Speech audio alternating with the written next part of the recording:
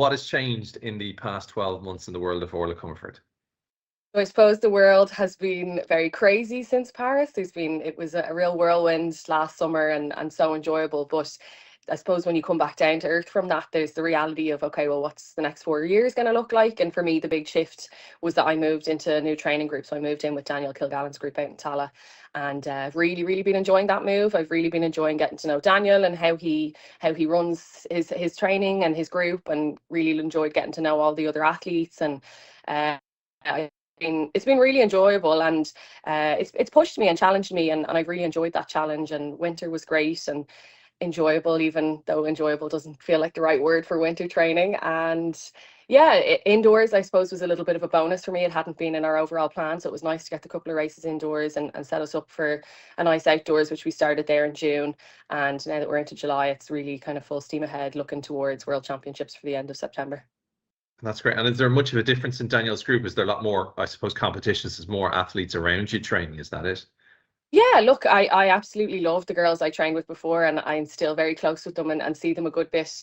But it's just nice, I think, when you put yourself in a new environment and everybody around you is different and new, you're kind of on your toes a little bit. And there's obviously very fast girls in that group as well. You have national medals every single year coming from that group, and multiple national medals. So it's nice to be in the mix there and to push yourself. Everybody has a strength in the group, so it's nice that we can all push each other on our strengths in different sessions. So it's been really good. So can I just ask who's in the group? So Sarah Healy's in the group. Sorry, I do that all the time. I mix up the second names. So who's in the group? So Sarah Leahy's in the group. You've your 60-meter national champion. We've Molly O'Reilly, Aoife Lynch, Jennifer Hanrahan, Uche.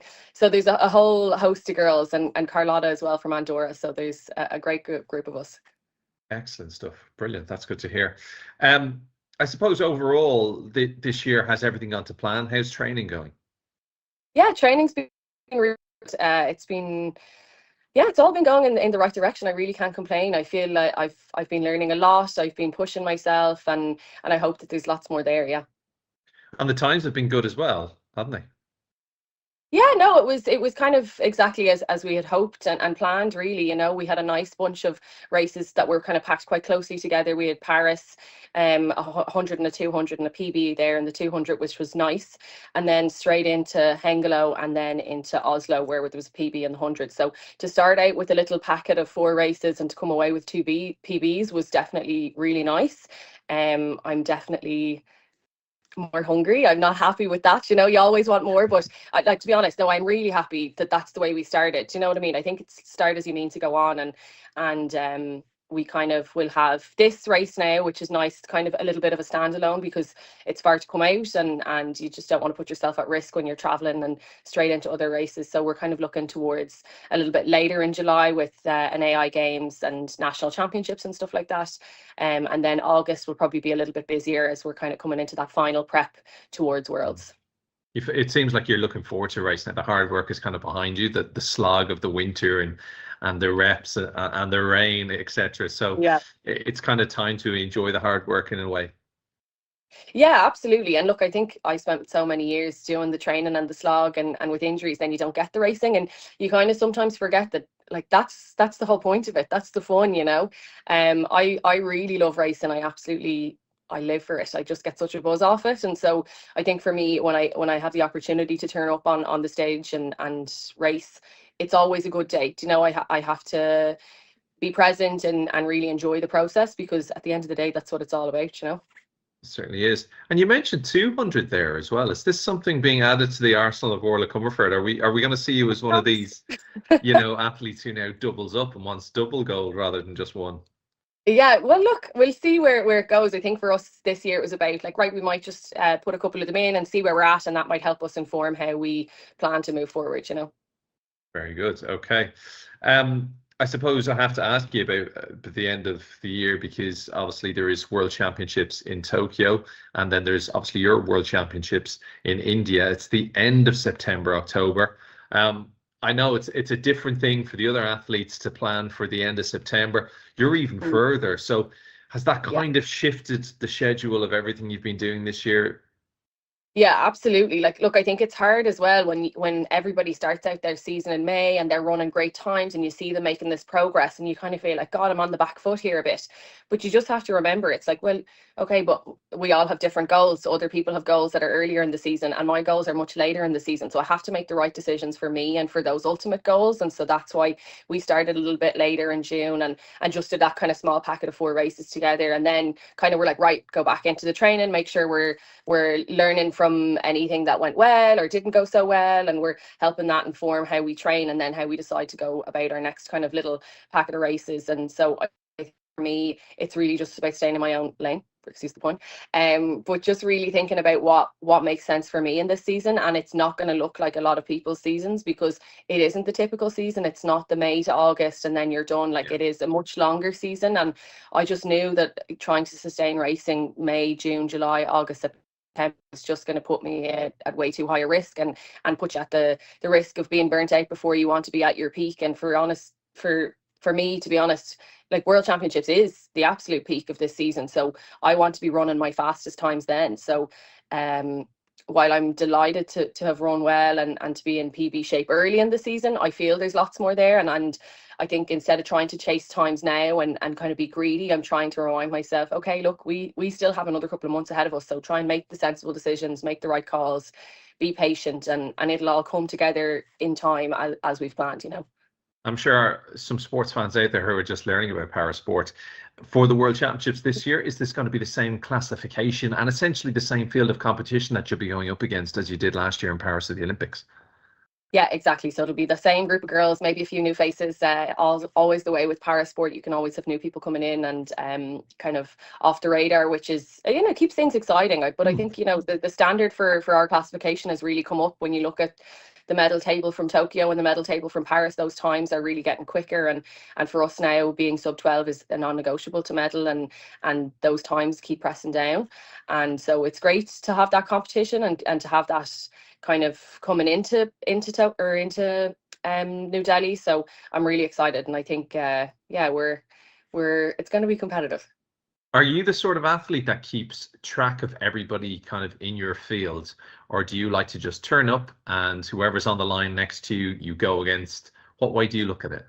I keep an eye, maybe not a close eye, but I do. Yeah, no, I do like to kind of just have an eye on what's going, because, like, to be honest, I like to go into a race and feel prepared and understand where I am, and I don't think that's about being like overly realistic and doubting yourself. I actually think for me it gives me great confidence when I go in, when I'm like, right, well, I know where I stand, I know what I'm capable of, I know how things in training are going, and I think I've been getting on great with Daniel and having that ability for us to know like where we are and how we're feeling and what the expectations are. So I think knowing what other people do gives you a little bit of information and helps you with your own kind of preparation and mindset. But to be honest, it's not something like go to a call room or into a warm-up zone and think like, oh, that girl's run this time back in March. Like, it doesn't, I'm not thinking about it in that sense. I think it's just helps me a little bit in my mindset and my prep. And then once I'm there, like once you're there, everybody has a shot. Once you're on the line, everyone has a chance. So I think it's just about backing yourself and not getting too consumed or caught up with what anybody else has or hasn't done, Very much so. I suppose I need to ask you just a few questions to finish with. Are you then going to go and run 100 and 200 in New Delhi, or are you just concentrating on the 100? We haven't decided that yet, to be honest. It's still up as an option. So we're going to see how the season progresses, how the body's feeling, how training goes, and we'll let that kind of help to inform the decision. I think, again, like that, there's no point to make a set decision now so early when we're still a little bit out. But I think hopefully the next couple of races will help us make that decision. Okay, I'm sure you'll keep me informed. What is the expectation for New Delhi? Have you set yourself a goal, and are you going to tell us?